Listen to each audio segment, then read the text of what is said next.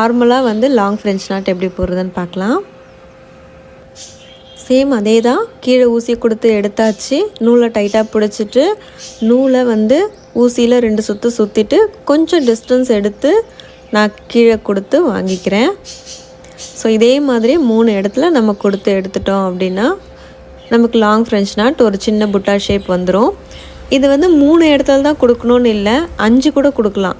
சென்டரில் 1 கொடுத்துட்டு சைடில் 2 கொடுக்கலாம். நம்மளோட க்ரியேட்டிவ் பொறுத்து தான் இருக்குது. அது வந்து ஷேப்புக்கு ஏற்ற மாதிரி நீங்கள் அழகாக கொடுத்தீங்கன்னா நல்லாயிருக்கும் பார்க்குறதுக்கு.